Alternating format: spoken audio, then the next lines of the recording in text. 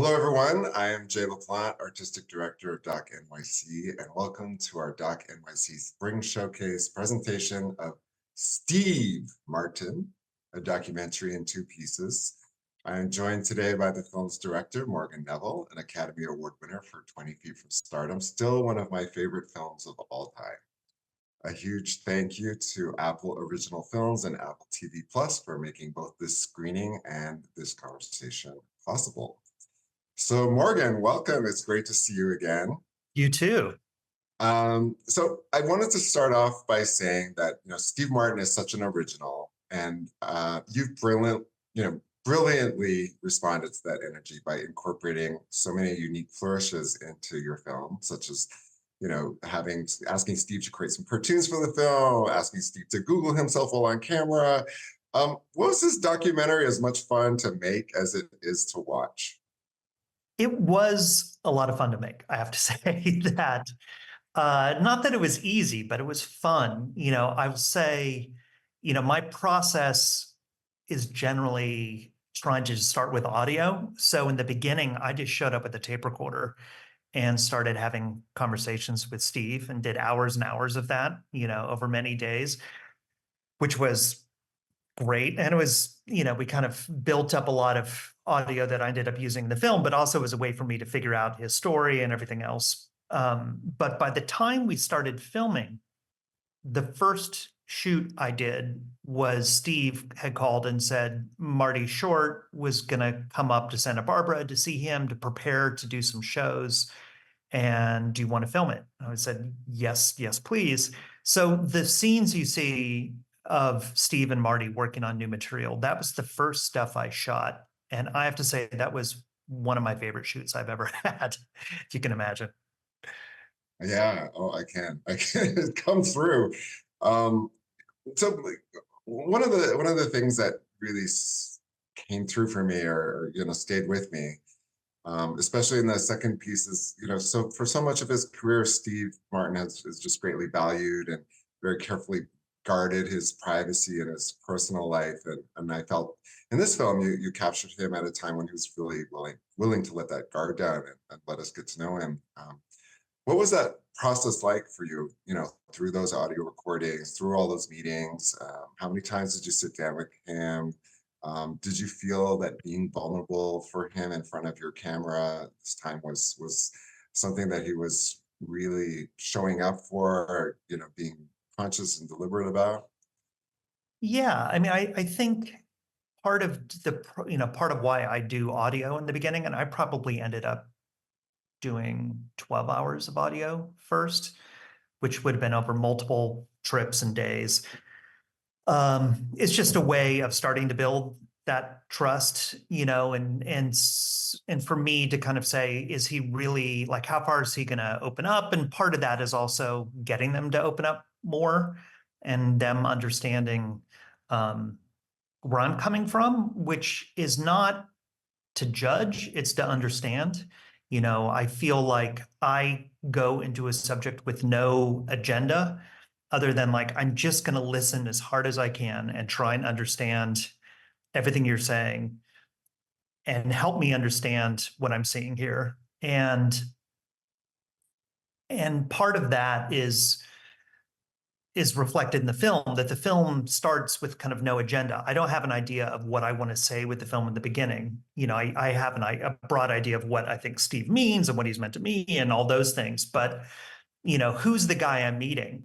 And what happened in this case, which was unusual, was that I felt like all the material I was gathering was kind of going in two different directions.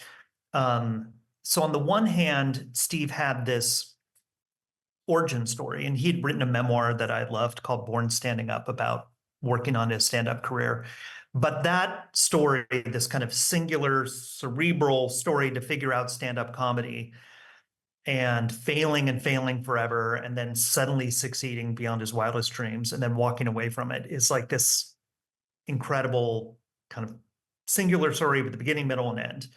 And I kept finding amazing archive, and Steve was great in talking about all of that. And then there was the guy I met who was not the guy he was in the 70s. And there's a quote in the second film where Adam Gopnik says, Steve's changed more than anybody I've ever known. And that's not an insignificant comment. Like, Steve is kind of a different person now than he was. And so I was working on this project for 6 months before I just said, rather than doing kind of the traditional documentary thing of like, here he is today, now let's go back to his early stand-up, and here he is today, and let's go back to, him on SNL or whatever, kind of the traditional ping-ponging through timelines. I said, well, what if I just let each part of what I'm getting be its own, So because part of it is like the stand-up story and the early story has a very specific energy and tone and kind of, like I said, a very kind of cerebral thing. And then the guy I met, it was a much more kind of relaxed and emotional story and questions of happiness and all these things. And I just thought, well, what if I didn't try to reconcile them? What if I let them each be their own thing? And then I got really excited about that. And then I said, well, what if I really tried to let them each kind of be their own movie? So I got 2 different editors, and I told them the mission brief, and I kind of gave them an idea of what I wanted, and I started working with each, but they weren't allowed to talk to each other. And I even got to the point where I had decided I was going to have 2 different composers and 2 different graphics people, and like really kind of let each film kind of grow organically and form its own DNA before it was joined with its with its twin. And that was actually really kind of exciting, but also, again, reflective of what I was getting. Like, I didn't come up with that as a stunt. It was like, oh, this is the materials telling me this. So why don't I try and actually just structure it that way? And then what I liked about it, once the editors each got the cuts pretty far along, then we kind of dropped the veil and they looked at the other film. And I think, as one of my Jeff Malmberg, one of the editors who's amazing, said, seeing the other film gave him the courage of his convictions of like, oh, I don't have to do everything because the other film is doing this other stuff I wasn't aware of. So, I don't have to do the heavy lifting on the comedy because the first film does that. And I can kind of relax more in the second film and just not worry about the pace as much. And then what I also like about it is that as a viewer, it then is asking you to fill in a lot of, you are drawing all the connections between the 2 films. And to me, when you get to the second film, the driving question is, well, how did this guy I met that you're meeting in the film become him from the guy from the first film? That's the question that drives the second film. Right. So you mentioned just now that when you started the film, you had an idea of what Steve meant to you.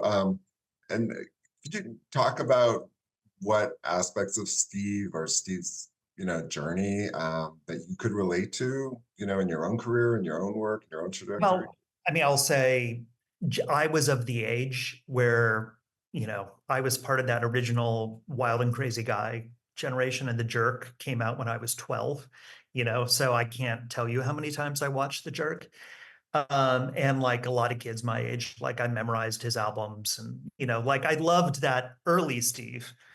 But I felt like as I grew up, Steve changed too. So,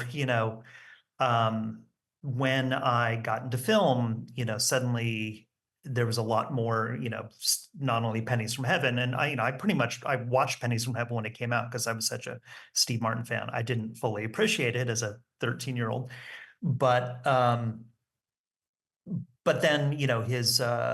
I've kind of always paid attention to his films, but then his novels and his playwriting, I saw Picasso, La Peine Agile, and, I've always, and I'd read a number of his books, and he's written a number of novels that I didn't even really get into. I mean, we mentioned Shop Girl, but not some of the others. And in a way, those books were the thing that made me realize that Steve could go there on this documentary. I mean, his novels in a way, because there's such a kind of an emotional intelligence to them that I knew Steve understood that. And I knew Steve understood that me as a storyteller needed to go there too. So I think, when I could talk to him as like a storyteller, he got it, because Steve is first and foremost a writer. I mean, in a way, it's a thing that connects most of what he's done, from his work in the Smothers Brothers to stand up to movies, plays, books, cartoons, you name it. Steve, I think, would identify himself kind of as a writer first. And so because he really understood that, I thought we could get there on the film. Um, but all to say also that it's the high and the low of Steve's career that I love too.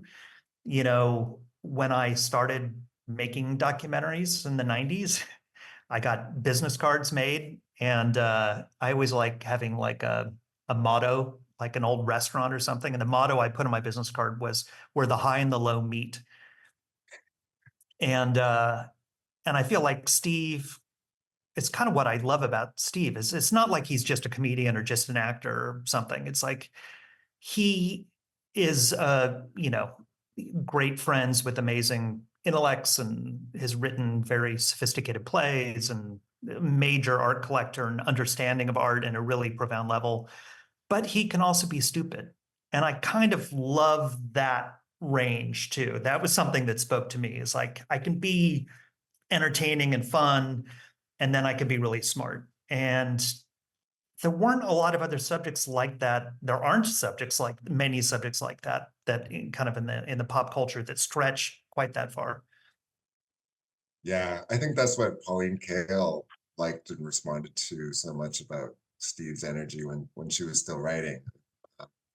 But in all of your films, like all of the amazing subjects that you've taken on, every time I watch one of your films, I always leave with a feeling that I've either learned something or just been reminded about an aspect of life that I've forgotten, that I want to hold on to. It's the feeling I get from your films, and it's extraordinary.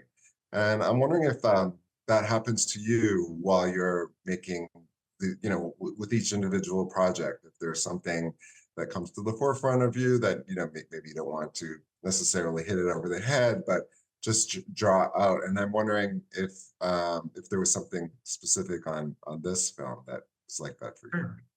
Well, thanks for saying that. I mean, I thought that, even if we're making films, documentaries about other people, people tend to not talk enough about how there's so much autobiography in biography. That obviously, when I'm making a film about a subject, it's my perspective on things, but the issues I care about and the things that are resonating with me tend to be the things I turn up in a film, because I feel like, well, if they're speaking to me, they're speaking to other people. And I always feel like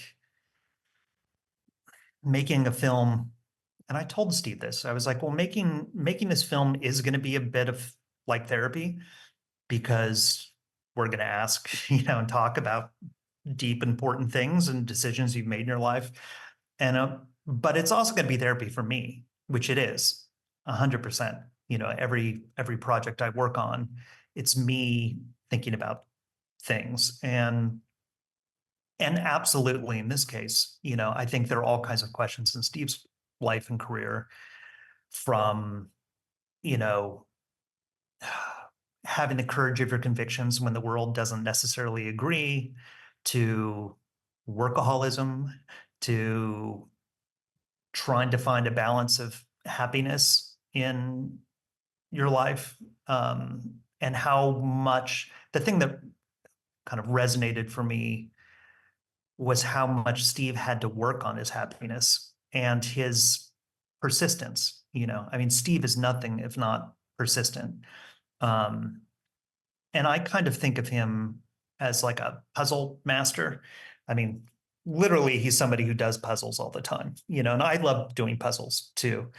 But when I look at the things he has done in his career, so stand up, magic, banjo, I mean, these are things that take thousands of hours to master. These are not easy things to do. And I think Steve really likes the pursuit of the thing, not even the finishing or the perfection of it, but the working at something, you know, and you see some of it in the film, whether it's working on the act or, you know, it's always been like, I can just get this better, you know, like it's not, he's never patting himself on the back. It's like, well, okay, well, next time we're going to tweak that word on that joke and it might be that much better. And I think that was something that resonated with me a lot. But then the fact that he turned that on himself in a way, which to me is like, well, the ultimate puzzle's yourself. So that's kind of what Steve did. And the fact that, you know, he had a difficult relationship with his parents, but he didn't just kind of ignore it and let it fester. He finally said, okay, I'm going to take my parents out to lunch every week individually. I'm going to redefine that relationship to a point where it's not going to define me. And he spends years working on that through the 90s. You know, this is when he's in his 40s. And I just thought that's fairly remarkable. Like that was, you know, and that's indicative of his whole attitude about things. But that was something that just that resonated a lot with me too. Mm. I think there's another layer to what you're saying that is not often spoken about, which is, you know, for programmers such as myself, like responding to a certain work is also a form of, you know, therapy and self-reflection, and wanting to share that is an aspect of that too that's deeply personal. That's So right. I love that. You should write about that. I should. Well, yes. If I ever make a documentary film, you are going to be my first subject. All right. It will be all about me, Yeah. ultimately. Um, there's thank you for that answer. Yeah. It was extraordinary to listen to what you had to say on that topic. But there's a part of the film that I was curious about that I just wanted like to dig a little bit deeper, which is when Steve says that, you know, when the movies were done with him, he was done with the movies kind of thing, which, you know, his last really big film was The Big Year, which is really one of my favorites. Did he talk any more about that, or was there an aspect of just what you were, experiencing about his aspect of his puzzle where he knew that internally, like? I think um I think Steve is particularly um resistant to feeling like things are waning. You know, I mean, you see it at the end of the first film. Steve is hugely successful, and he has one show in Vegas where there's an empty table, and he's like, "Oh my God, it's all over. I better quit." Um, so I will say, to some extent, his feeling about the film industry is probably not as reciprocal as he thinks. Like I'm sure the movie industry was still interested in Steve. Was he still going to be the number one comedic dramatic actor in that type of film or whatever? Like, you know, maybe not, because everything changes, but I think it's very much like Steve to feel like, oh, I'm not peaking anymore. It's not quite as good. I'm done, you know?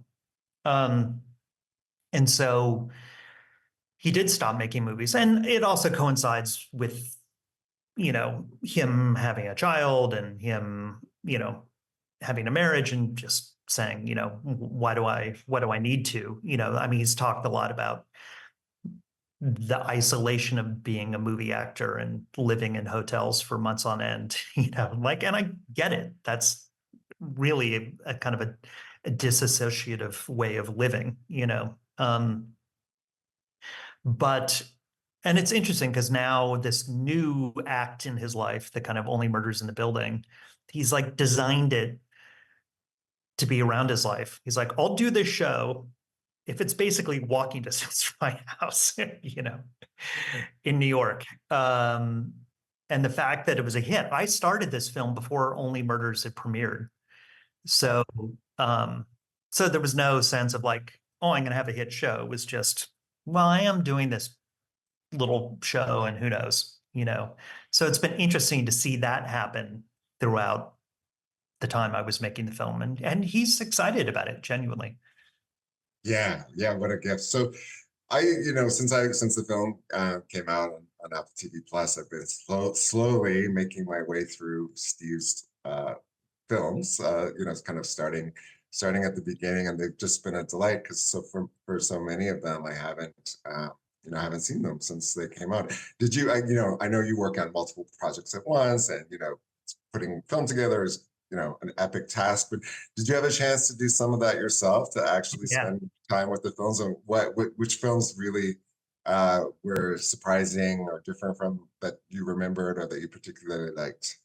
Yeah, I mean, I actually ended up showing a bunch of the kids because I was watching them. So I would get my kids who are teenagers to watch them with me. So, and that's always a good barometer, you know. So we watched The Jerk and Bowfinger and Three Amigos together. And then, that's part of the fun of doing a film is it's like a chance to go deep into something. So, I went back, I and watched, I won't say every film Steve did, but I watched a lot of them. I mean, I'd seen virtually everything.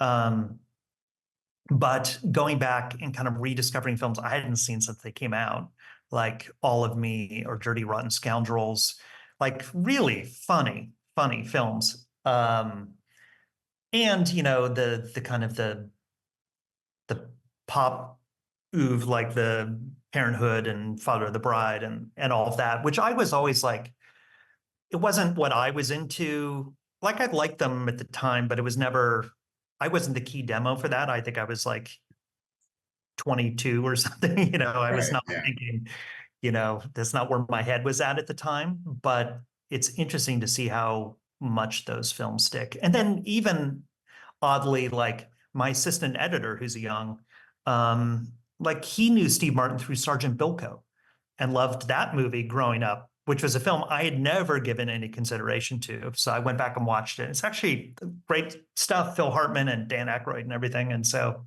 I mean, not all-time classic, but better than you might remember. So that is part of the fun, to go back through all of that. And another short that I loved and I couldn't get in here, but if you remember The Absent-Minded Waiter, it won an Oscar for best scripted short before The Jerk, and it was kind of a short he made to prove that he could be in movies. And it's online; you can track it down. It's like the perfect 10-minute comedic short. So go check that out. Yeah, no, I caught up with it on YouTube, and I've just finished All of Me, and because of your film, I'm so much looking forward to seeing LA Story again. I thought the Oh, yeah. section that you focused on LA Story was quite revealing, and it's something I'm looking forward to. And Leap of Faith, I miss Leap of Faith, so that's quite a fascinating film as well. So. Anyway, Morgan, you've made such a brilliant film. My hat is off to you. I Thank you. so enjoyed this conversation. It's been a few years since we've had a chance to connect over one of your films, and I look forward to seeing the journey of Steve Martin, and for people to continue experiencing it. Thank you so much. Great talking to you. Good. So the movie is Steve Martin, a documentary in two pieces. It's on Apple TV Plus. And thank you so much. Thank you.